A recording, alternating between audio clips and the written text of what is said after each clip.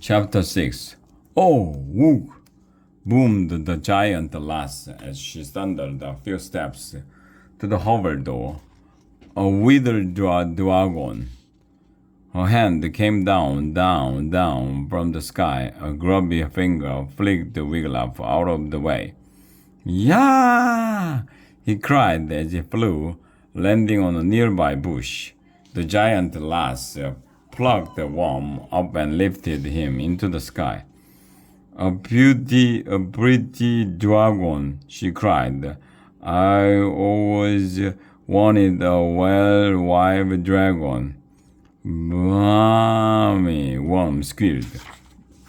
Stop, giant, Wiglaf yelled, scrambling to his feet. Put the dragon down. The giant lass looked all around. Who's squeaking? She boomed. Me, Wiglaf yelled at her. Don't take that dragon. Now the giant lass bent down and peered at Wiglaf. Her giant face came closer and closer. His heart beat fast with fear. She could squash him with her giant thumb if she wanted to. The giant lass wrinkled her nose. Are you a bug? She asked. No, Wiglaf said. That dragon is my friend. Please don't take him. But I wanted, the giant lass explained. And giants always takes everything they want. But that's stealing, Wiglaf cried. Giants over to throw, said the giant lass. It's not right, said Wiglaf. The dragon doesn't belong to you. Does now, the giant lass hollered back. It's my dragon, hoy. No, shouted Wiglaf. Put him down. Mine, mine, mine. She shouted, stamping her feet. The ground shook, knocking Wiglaf over. What's go to my castle, dragon? Below the giant lass. You can't be bestest friends with my stuffed pinky dragon. I gonna dress you up like a princess and make you so pretty. Oh, who is warm? Murmured Wiglaf. I gonna keep you in a cage, dragon. The giant lass went on. I gonna give you a bath and feed you Wowbies Pops. The giant lass dropped Worm into a sparkly pink purse and snapped it shut. Then she stomped off into the dark forest. Wait! Wiglaf cried. He ran after her as fast as he could, but soon she was so far ahead that he could not see her anymore. Wiglaf stopped. He looked around. He had lost Worm. He had lost his friends, and now he was lost and alone in the dark forest. So much for the Worm official rescue mission. Wiglaf needed help. There was only one thing to do. Conlads, Conlads, Conlads, he chanted, summoning the wizard Jellag by saying his name backward 3 times. Poof! A white flash lit up the forest. When it vanished, there stood Jellag. The wizard was holding a knife and fork. His long white beard was hooked over one ear. A bib was tucked into the neck of his robe. Bats and blisters, the wizard cried. I was just sitting down to a plate of roasted newt. Powerful food, newt. All sorts of spell-enhancing vitamins and minerals. Who blew out all the torches? You are in the dark forest, Jellag, Wiglaf said. Waglat, Jellag said, squinting. You again? I need your help, Wiglaf said. What else is new? Jellag grumbled. He slipped his knife and fork into his robe pocket. Tell me what you want and make it snappy. Newts lose their gene if they sit around. A giant stole one. Wiglaf said. Jelak frowned. What does a giant want with a worm?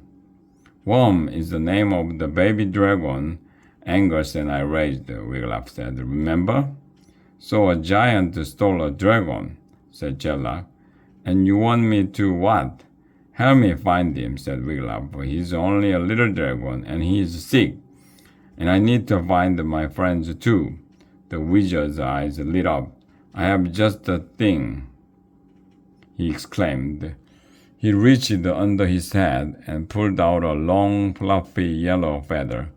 Ta-da! Wiglaf was confused. What is that?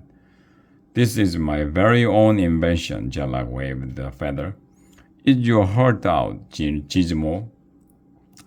Will the feather help me find the worm? Wiglaf asked. Not exactly, said Jelak. Will it help me find my friends? Asked Wiglaf. Well, no, said Jelak. Will it help me vanquish the giant? Wiglaf asked. Doubtful, said Jelak. Wiglaf sighed. This sounded like another one of Jelak's feather-brained ideas. Then, what can the feather do? Wiglaf asked. Not a feather, said Jelak, sounding insulted. It's a quill, a quickening quill. It can bring any object to life. Really? Said Wiglaf. He was afraid to think about how many ways a spell like that might go wrong. Just watch, Jelak said. He marched up to the nearest boulder and began tickling it with the feather. As he tickled, he chanted, Tickle, tickle, how time flies. I'm waking you up, so now arise. Jelak stepped back. A crack appeared across the front of the boulder. Then the crack opened. It was a mouth, and the rock began to speak. Oh, said the rock. See, it worked. Jelak cried in delight. Oh, said the rock. Slowly, it began to roar. Wait, said Jelak. Stop right there, rock. Oh, said the boulder. It started rolling faster and faster. It rolled off down the hill, picking up speed as it went. Look at that rock go, shouted Jelak. What a quill! He kissed his feather. I'd better go reverse the spell. Gizmo doesn't like to have inanimate object running around. I used the quill on his wizard shoes once. By the time he caught up to them, they were starring in a tap dancing show in East Rat's Whiskers. He thrust the quill into Wiglaf's hand. Good luck, Wiglaf. Wait, Wiglaf cried. How do I turn off the spell? Just chant, Gucci, Gucci, ham and pickle. Jelak yelled as he ran after the rock. Be as you were before. The wizard's voice trailed off in the distance. Before what? Wiglaf called after him. Jelak was speeding after the rock and didn't hear him. Wiglaf looked at the fluffy yellow feather in his hand. Now, what was he supposed to do?